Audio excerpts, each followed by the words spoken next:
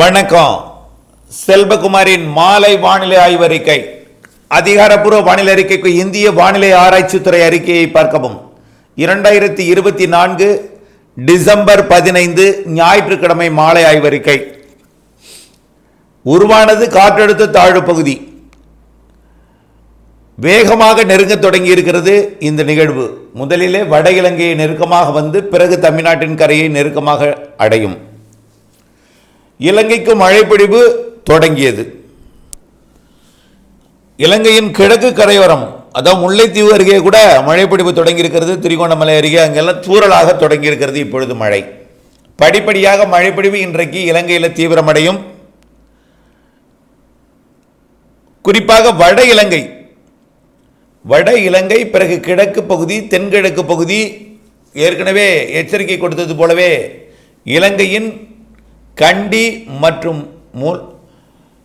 திரிகோணமலை, கல்முனை இடைப்பட்ட பகுதி கொஞ்சம் தீவிரமாக இருக்கும். முதல்ல மழைப்பொழிவு முதல்ல இலங்கை தொடங்கி இருக்கிறது. அடுத்தது டெல்டா மாவட்டங்களுக்கு தொடங்கும். நாளை, அதாவது திங்கட்கிழமை இரவு டெல்டா மாவட்டங்களுக்கு இப்போ கடும் மேகமூட்டம் உருவாகி தொடங்கிட்டது.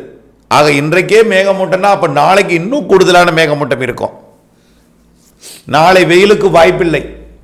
கருமேகம் சூழ்ந்து கடுமையான ஒரு மேகமூட்டத்துடன் கூடிய வானிலை இருக்கும். இந்த நிகழ்வானது மிக வேகமாக நெருங்கி 500வது கிலோமீட்டரில் இருக்கும் பொழுது நாளை இரவு மழைப்பொழிவு டெல்டாவில் தொடங்கும்.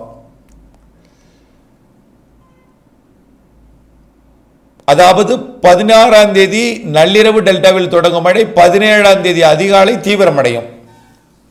டெல்டாவில் தீவிரமடையும் பொழுது சென்னையிலும் அதிகாலை, செவ்வாய்க்கிழமை அதிகாலை தொடங்கிடும். வரக்கூடிய 20ஆம் தேதி வரைக்கும் தமிழ்நாட்டின் கரையோரமாக தான் இருக்கும். 19ஆம் தேதி வரைக்கும் உறுதியாக இருக்கும். அப்போ 17, 18, 19 3 நாள் தமிழ்நாட்டின் கரையோரத்தில் இருந்து அனைத்து மாவட்டங்களுக்குமே கனமழை பொழிவை கொடுக்கும். இதில் நான் இன்றைக்கு மீண்டும் மீண்டும் கனமழைன்னு சொன்னால் நீங்கள் ஏற்கனவே வெள்ளம் பாதித்த பகுதிகளில் பயப்படுறாங்க. அதை தான் நம்ம என்னை பொறுத்த வரைக்கும் ஒரு அறிக்கை ஒன்று கொடுத்தோம்னா அது அனைவருக்கும் அது மகிழ்ச்சி தரும் விதமாக இருக்கணும், அல்லது முன்னெச்சரிக்கை கொடுக்கும் விதமாக இருக்கணும். ஆகவே இப்பொழுது ஏற்கனவே விழுப்புரம், திருவண்ணாமலை, கடலூர், புதுச்சேரி இங்கெல்லாம் பார்த்தீங்கன்னா ஏற்கனவே நிறைய மழை பொழிந்திருக்கிறது. இப்போது பார்த்தீங்கன்னா சென்னையில்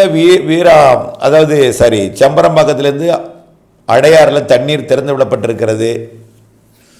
தென் மாவட்டங்களுக்கு இந்த சுற்று மழைப்பொழிவு பெரிதாக இல்லைன்னா கூட கொஞ்சம் மழைப்பொழிவு கொடுக்கும், அச்சுறுத்தும் வகையில். அவ்வளோதானே தவிர விருதுநகருக்கு தெற்கே பெரிதாக இருக்காது. ஆனால் திண்டுக்கல் மாவட்டம் இந்த மழை பற்றாக்குறை இடம்லாம் நல்ல மழைப்பொழிவை கொடுக்கும் கண்டிப்பாக. ஆனால் நான் உள் மாவட்டங்களுக்கு அங்கே பெய்யும், கர்நாடக எல்லையோரம் பெய்யும், ஆந்திர எல்லையோரம் பெய்யும்னு சொல்லும் பொழுது இந்த கடலோர மாவட்ட மக்கள், குறிப்பாக டெல்டாவின் வடக்கு பகுதியில் அவங்கள மயிலாடுதுறை மாவட்ட, கடலூர் மாவட்ட மக்களும் ரொம்ப அச்சப்படுறாங்க. இப்போ முதல் வெள்ளப்பெருக்கு கடலூர் வடக்கு கொடுத்துச்சு. 2வது வெள்ளப்பெருக்கு அரியலூர், கடலூர் மாவட்ட தெற்கு பகுதி, மயிலாடுதுறை இதெல்லாமே கொடுத்துருக்கு. ஆக ஒரு அறிக்கை கொடுக்கும் பொழுது அவர்களுக்கு மகிழ்ச்சி கொடுக்கணும்னு நினச்சா மழை கொடுக்க போகிற அறிவிப்பை கொடுக்கும் பொழுது கொஞ்சம் அச்ச உணர்வை ஏற்படுத்துறது கொஞ்சம் வேதனை அளிக்கிறது தான். எனக்கு 2 விஷயத்தில் நான் சமாதானப்படுத்தினேன். ஒன்று, மழை இல்லாத மாவட்ட பகுதிகள் மக்களுக்கு மழை இருக்குன்னு சொல்ல முடியலை. ஏன்னா சொன்னால் திருப்பத்தூர் மாவட்டத்து, அதாவது திருப்பத்தூர், வேலூர், ராணிப்பேட்டை, கிருஷ்ணகிரி, தருமபுரி, சேலம் மேற்கு, அதே போல் நாமக்கல் மேற்கு, ஈரோடு, நீலகிரி, கோயம்புத்தூர் வடக்கு, திருப்பூர் வடக்கு, பாலக்காட்டு கணவாய், திண்டுக்கல் கிழக்கு, கரூர் இங்கெல்லாம் மழை இல்லைன்னு சொல்லி வேதனைப்படுறாங்க. நான் யாருக்கும் சொல்ல, மழை இருக்குன்னு சொன்னால் இவங்க பயப்படுறாங்க, மழை இல்லைன்னு சொன்னால் இல்லைன்னு சொல்ல முடியாது, அது பொய்யெல்லாம் சொல்ல மாட்டேன். நம்பிக்கையோடு நீங்கள் இருக்கணும், வரும்னு. புரியுதுங்களா? மழை நிறைய உண்டுன்னு தான் சொல்லலாம். அப்போ எந்த வழியாக போகும், எந்த மாவட்டத்துக்கு போகணும்னு சொல்லும்போது என்ன ஆகுதுன்னா பயப்படுறாங்க. கண்டிப்பாக டெல்டாவிற்கும் வடகடலோரமும் கூடுதலாக இருக்கும். ஆனால் ஏற்கனவே ஒரு நிகழ்வு தென் மாவட்டங்களுக்கு போணுச்சு இல்லையா? அப்போ சென்னையெல்லாம் மழைப்பொழிவை கொடுத்துட்டு போணுச்சு. அப்போ திருவண்ணாமலையை கூட அச்சுறுத்தியது. திருவண்ணாமலையே 2வது போய் போது தூத்துக்குடியை போய் கரை கடந்து போன அந்த நிகழ்வு கூட முதல்ல சென்னை திருவள்ளூர்லாம் மழைப்பொழிவை கொடுத்துட்டு, அங்கெல்லாம் நிறைய மழைப்பொழிவை கொடுத்துட்டு, திருவண்ணாமலை கூட மீண்டும் ஒரு உடைக்கும் அளவிற்கு ஏரிக்கு அச்சுறுத்தலை கொடுத்துட்டு, அதே போல் கடலூருக்கும் மீண்டும் ஒரு வெள்ளப்பெருக்கை கொடுத்துட்டு, கடலூர் தெற்கெல்லாம் கொடுத்துட்டு, அரியலூருக்கெல்லாம் வெள்ளப்பெருக்கை கொடுத்துட்டு தான் அது திண்டுக்கல் மாவட்டம் உட்பட தெற்கே திருநெல்வேலி தூத்துக்குடிக்கு போனிச்சு. ஆனால் இப்போ அந்த நிகழ்விடம் கூடுதல் மழைப்பொழிவுன்னு ஏற்கனவே சொல்லியிருக்கிறோம். இரண்டாவதாக வரக்கூடிய நிகழ்வு மழைப்பொழிவு கூடுதலாக இருக்கும்னு சொல்லியிருக்கிறோம். ஆகவே நாம் இந்த நேரத்தில் அச்சத்தை தூக்கி எறிந்து விட்டுனா சும்மா பயந்துட்டே இருந்தோம்னு வச்சுங்களேன், நம்ம முன்னெச்சரிக்கை எடுக்க தவறிடுவோம். பதட்டம் இல்லாமல், அதாவது கண்டிப்பாக வரக்கூடிய 17, 18, 19, 20 தேதிகளில் ஏற்கனவே வெள்ளம் பாதித்த கடலூர், விழுப்புரம், புதுச்சேரி, சென்னை, திருவள்ளூர், காஞ்சிபுரம், செங்கல்பட்டு, ராணிப்பேட்டை, வேலூர், திருப்பத்தூர், திருவண்ணாமலை, அதான் சொல்லிட்டோமே. அப்புறம் இவங்களுக்கு போயும்போது அவங்களுக்கு சொல்லிடலாம். ஆகவே திருவண்ணாமலை, கள்ளக்குறிச்சி, விழுப்புரம், அரியலூர், பெரம்பலூர், கடலூர், டெல்டா மாவட்டங்கள் தஞ்சாவூர், திருவாரூர், நாகப்பட்டினம், காரைக்கால், மயிலாடுதுறை, புதுக்கோட்டை, ராமநாதபுரம், திருச்சி, அரியலூர், பெரம்பலூர், இந்த மாவட்டங்களுக்கு கண்டிப்பாக நிறைய மழை பொழிவு கொடுக்கும். இதில் டெல்டா மாவட்டங்கள் கூட ஏற்கனவே பாதிப்பை பெருசாக கொடுக்கல, ஆனால் கொடுத்துருக்கிறது வடக்கு டெல்டா. தெற்கு டெல்டாவில் கொஞ்சம் அச்ச உணர்வோடு இருக்கிறாங்க. எதனால் அச்ச உணர்வுனா, திருநெல்வேலியில் உள்ள வீடியோவெல்லாம் பார்க்கும் பொழுதும் திருவண்ணாமலையில் உள்ள வீடியோ பார்க்கும்போது அச்சப்படுறாங்க. தயவுசெய்து அச்சப்பட வேண்டாம். நமக்கு தேவை பதட்டம் இல்லாமல் முன்னெச்சரிக்கை, வடிகால் வசதியை சரி செய்து கொண்டிருந்தால் போதும். மீண்டும் ஒரு முறை சொல்கிறேன் கேளுங்க. கண்டிப்பாக வடகடலோர மாவட்டங்களுக்கு மீண்டும் ஒரு கனமிக கனமழைப்பொழிவு உண்டு. சென்னைக்கும் நிறைய மழைப்பொழிவு உண்டு. கொஞ்சம் நம்ம சிந்திக்கணும்.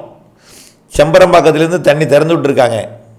ஆக கூடுதல் மழை பொழிந்தால் நாம் எப்படிப்பட்ட முன்னெச்சரிக்கை எடுத்துக்கணும் நீங்களே சிந்திச்சுக்கணும். நான் அதுக்காக சொல்லி உங்களை பீதிப்படுத்த விரும்பலை.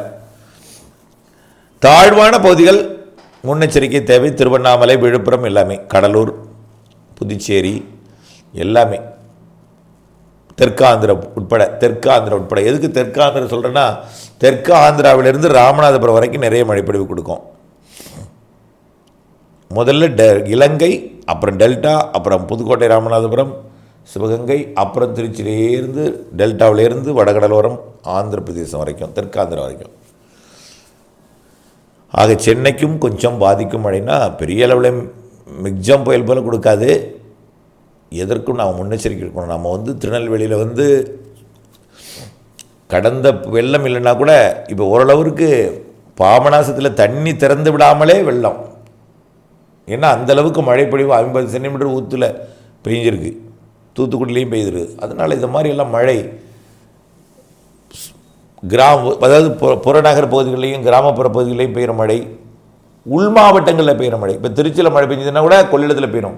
தஞ்சாவூரில் மழை பெஞ்சால் டெல்டாவுக்கு கடைமடைக்கு வரும். ஊத்தங்கரையில் பெய்து தானே உங்களுக்கு கடலூருக்கு வந்தது, தென்பெண்ணை ஆற்றில். அதே போல் இப்போயும் மழை இருக்குது. ஆனால் அது தென்பெண்ணை ஆற்றில் போய் ஊத்தங்கரையில் பெய்யும் நான் சொல்ல முடியாது, வேறு இடங்களில் பெய்யும்.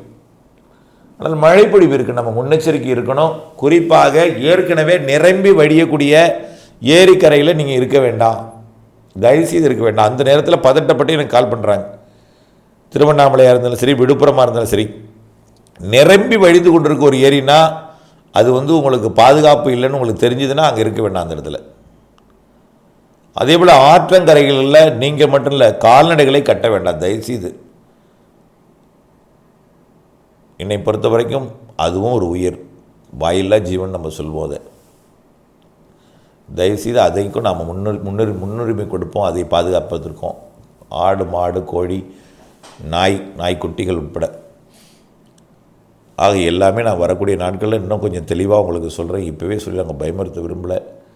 எனக்கு மழை பெய்யாத இடங்களுக்கு மழை பெய்யுங்கிறத அது சொல்கிறதுக்காக உங்களுக்கும் சொல்ல வேண்டியிருக்கு. கண்டிப்பாக கோயம்புத்தூர், ஈரோடு, திருப்பூர் மற்றும் கரூர், திண்டுக்கல் எல்லா மாவட்டங்களுக்கும் மழை உண்டு. எடுத்த உடனே 17ஆம் தேதி காலையிலே பெஞ்சிடாது. 17ஆம் தேதி கடலோரம், 17ஆம் தேதி மதியம்லாம் வடகடலோரம்லாம் தொடங்கிடும். 17ஆம் தேதி இரவு, 18ஆம் தேதி 19ஆம் தேதி தான் உள் மாவட்டங்களில் நல்ல மழை பொழிவை கொடுக்கும். இதுவரை மழை பெய்யாத மாவட்டங்களுக்கும் என்பதை புரிந்து கொள்ள வேண்டும். தயவுசெய்து பொறுமையாக இருங்க. திரும்ப நான் மழை பெய்யும்னு சொல்கிறதுக்கு நான் அதனால தான் ஒரு அறிக்கை தான் போட்டேன். 2வது அறிக்கை வேண்டாம்னு நினச்சேன். கேட்குறாங்க, கால் பண்ணி அறிக்கைன்னு. அதனால் போட்டிருக்கேன். தயவுசெய்து புரிந்து கொள்ளுங்கள். வெள்ளம் பாதித்த பகுதிகளில் மழைன்னு சொல்லும் பொழுது அச்சப்படுகிறார்கள். அவர்களை அச்சப்படுத்தக்கூடாது நாம். ஆனால் அனைவரும் முன்னெச்சரிக்கையுடன் இருக்க வேண்டும் என்பதற்கு தான் இந்த ஆய்வறிக்கை என்பதை தெரியப்படுத்த விரும்புகிறேன். தொடர்ந்து அப்டேட்ஸுடன் இணைந்திருங்கள். நாளை காலை சந்திப்போம். நன்றி.